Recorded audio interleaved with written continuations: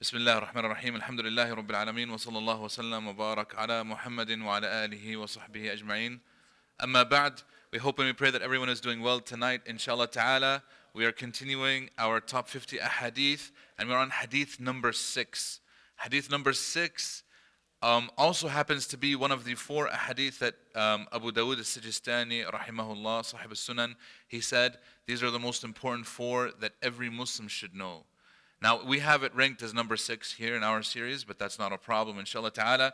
We'll jump right to it. This hadith is narrated by Nu'man ibn Bashir, radiyallahu anhuma, as well as many other companions. I counted at least 5 different companions who narrate different versions of this hadith. The most authentic of these is this version. It's an agreed upon hadith, so it's in Bukhari and Muslim and almost every other book of Sunan, narrated by different companions. But this one is the version of Nu'man ibn Bashir, radiyallahu anhu, where he says, سمعت رسول الله صلى الله عليه وسلم يقول إن الحلال بين وإن الحرام بين وبينهما أمور مشتبهات لا يعلمهن كثير من الناس. He says, indeed, that he says, the Prophet ﷺ says, indeed, that which is lawful, that which is halal is clear, and that which is unlawful, which is haram, is clear. Halal is clear, haram is clear, and between them there are umurun mushtabihat, doubtful matters, right? About which many people do not know. Then he says, فَمَنِ اتَّقَى الشُّبُهَاتِ فَقَدْ اسْتَبْرَأَ لِدِينِهِ وَعِرْضِهِ. And whoever stays away, or whoever avoids the doubtful matters, he has cleared himself in regards to his religion and his honor. وَمَنْ وَقَعَ فِي الشُّبُهَاتِ وَقَعَ فِي الْحَرَامِ. But he who falls into doubtful matters falls into that which is unlawful. كَالرَّاعِي يَرْعَى حَوْلَ الْحِمَى.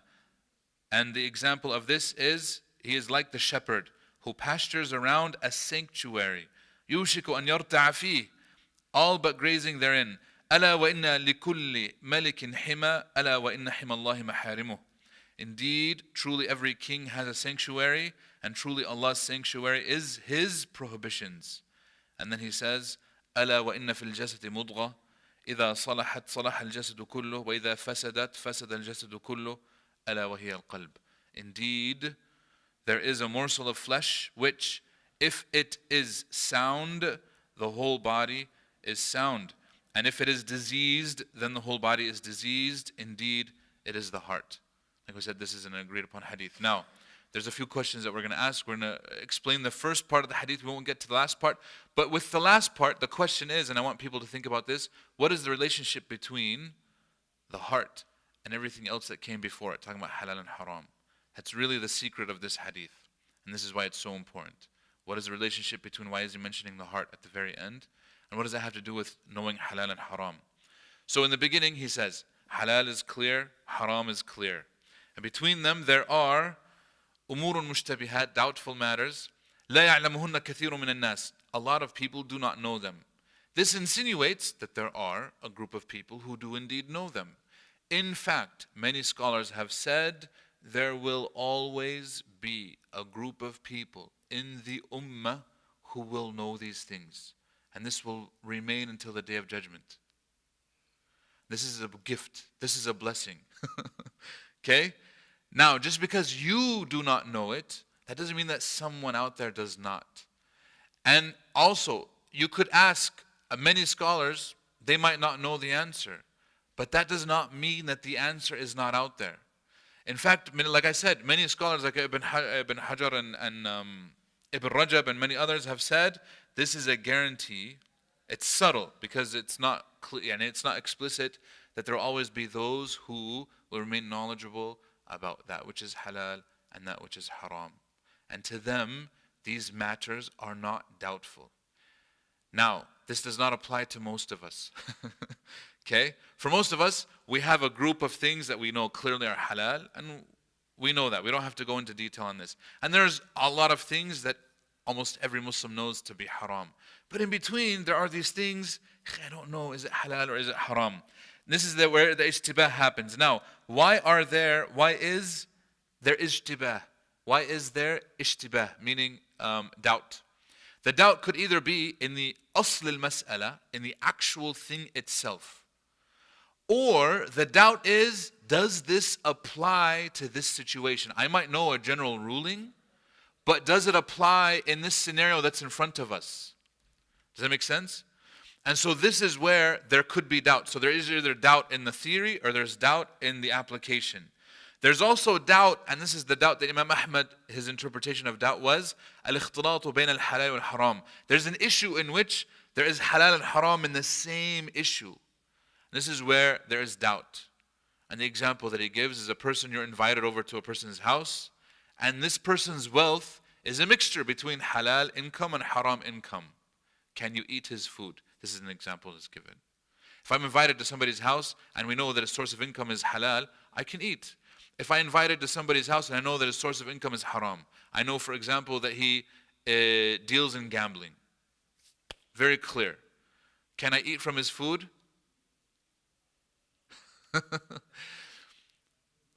It's a doubt, صح? I mean, using this example is very good for us because it helps us visualize what the problem is that we're talking about. In the first scenario, if I know he's an engineer, he has a job, etc., خلاص, this is halal, right? But let's say he is an engineer for the machines that do the casino, the slot machines. This is clear. No, his income, obviously he's assisting on haram. It's haram. Now, here's the thing. There are some scholars who were asked about this. When I say scholars, I'm talking about within the second generation tabi'een, right? Like Al-Hasan al-Basri and others, that said that even if you know that the person, his income is haram, it is haram for him, but it is halal for you, you can go ahead and eat. When he gave this fatwa, right? This is especially the case, by the way, this is especially the case for the wife. Unfortunately, I personally have had to give this answer at least, I can count 3 different times, just in the past few years, where the sister would email us or message us and say, I know that my husband's income is haram, due to whatever reason. I know that it's haram. I feel guilty using any of my husband's money. And I don't have my own income, I don't have a job. I feel bad. She's like, I feel like every time I eat a meal that I know that my husband purchased for us, the food, etc., I feel sick to my stomach. Wallah, in one of those cases, yani. And we told her, I called Sheikh Salah Sawi, I called many other mashayikh, and they said, no, for her it's halal. Because she's not the one who committed the haram. He is. And his responsibility is to provide for his family. And she's not at fault. For her it's halal. And for him it's haram.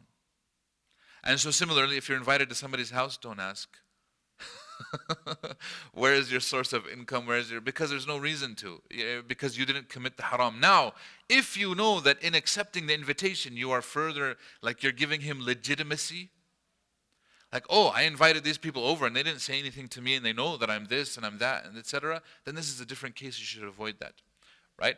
But what we're talking about here is that now, for a person who doesn't have that answer, doesn't have access to the sheikh, for a person in this scenario, if you're invited over to a person's house, you don't have to eat. Are you that hungry? Are you going to die? La. I've mentioned this story before. I got a phone call. And it was close to midnight.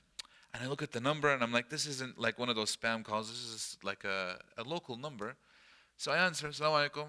Wa alaikum salam. Sheikh, kayf halak? Alhamdulillah. Ma'ak fulan. He says, so-and-so is with you.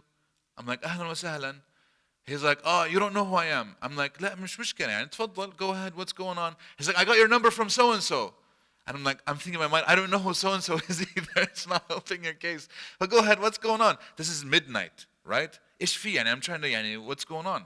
I'm ready, wallah, I was ready to go to bed. I was ready to go to bed. I've made a policy now, I just turn off my phone. I don't, if he's calling at midnight, khalas, you're going to get voicemail. Ishfi, what's going on? I said, Sheikh, I'm at a party right now and they've served pizza and I want to know if the pizza is halal or haram. Can you help me? And he's asking in Arabic. So he's clearly kind of new in the country. I don't know, yani. Tayyib, I said, wait, why would it be? So my first question was, wait, why would it be haram? And I'm like, are you like, if there's meat, avoid. If it's cheese, eat. He's like, yeah, it's about the cheese. I heard that the rennet that they use in the cheese sometimes comes from pigs. I said, wow, mashallah alaik. said, MashaAllah, by the way, this is true, this is correct. Ibn Taymiyyah rahimahullah and many other scholars have said because the rennet is not the cheese, the source of the rennet is irrelevant to whether the cheese is halal or not.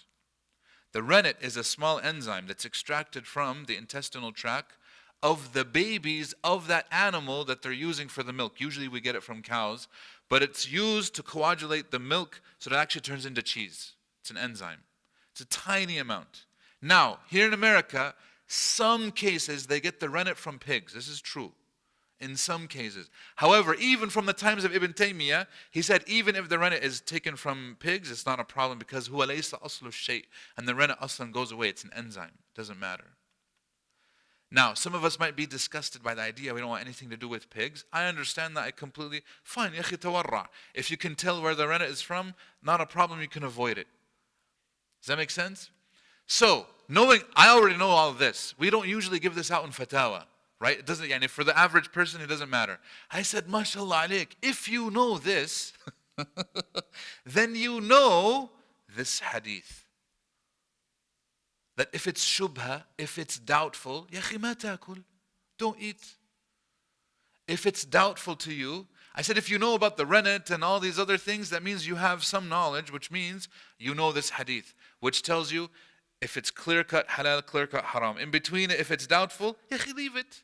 By then, and I told them, so leave it, right, number one. Number two, I said, it's midnight. You can go home and eat, ya akhi, it's not a problem. Number two.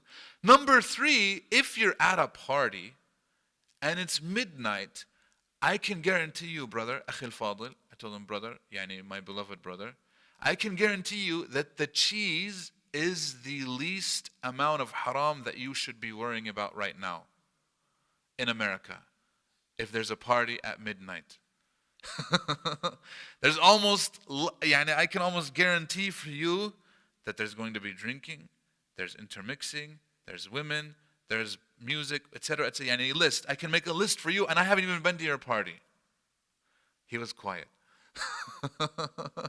So I said, Ya akhi, why are you calling? You're ignoring all of this, and you're worrying about the rennet. Leave. You can go and eat something else if you don't feel comfortable. Or you can eat it. I'm telling you, not me, Ibn Taymiyyah and others have said that it's fine. He said, okay, Jazakallah khair. And he hung up. What I'm saying is this hadith helps with regards to a lot of headache and heartache. And we say heartache because of the relationship at the end of the hadith. What does the relationship of the heart with all of this? Because at the end of the day, you have to make a decision. Am I going to have the taqwa of Allah or am I not? So if it's doubtful, ya akhi, leave it. For other people, it might not be doubtful. Like somebody like Ibn Taymiyyah, this specific issue is not doubtful. He gave a ruling on it. But for the average person, if it is doubtful. Now, here's the thing. Even Ibn Taymiyyah has things that is doubtful. Imam Ahmad has things that is doubtful. It's funny that Imam Ahmad himself was asked, can I follow my parents in an affair? And we'll end with this, inshallah ta'ala, because I know it's late. Can I obey my parents if they ask me to do something that's doubtful? He said, this question to me is doubtful. He says, La ufti fi hada. I will not give a fatwa in this. Because it opens up a very bad door. And Imam Ahmad knew this. Because if he tells people, Ya akhi, idha fiha shubha, ma tuti' ahlak. Then a person can say, Ya akhi, shubha, I'm not going to obey my parents. Because to them, anything could be shubha. Where in fact, it's not a shubha, it's just that he's ignorant. And it's not the actual shubha. It's not a thing that's actually doubtful.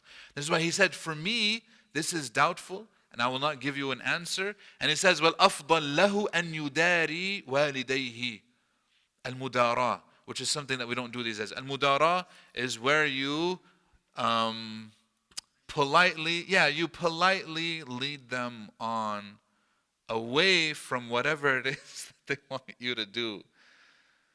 Now this might seem like it's manipulation, but it's not, because you're trying to lead them away from something that you know maybe it's not actually what they should be doing. Al-mudara as a whole, it's an art, not a science. And we don't do it. Western cultures do not know it that well. This is more of an Eastern cultural thing. So regardless, this hadith in the very beginning, we're going to do part 2 inshallah ta'ala tomorrow, if Allah subhanahu wa ta'ala gives us life. But this is it. We'll talk about the types of people. We talked about the issues themselves. We'll talk about the types of people. We'll talk about the example that the Prophet ﷺ gave. And then we'll talk about the heart, inshallah ta'ala. Barakallahu fikum. Jazakumullah khairan. Thank you for your patience. Subhanakallah wa hamdik. Nashhadu an la ilaha illa ant. Nastaghfiruka wa natubu ilayk. Wassalamu alaikum wa rahmatullahi wa barakatuh.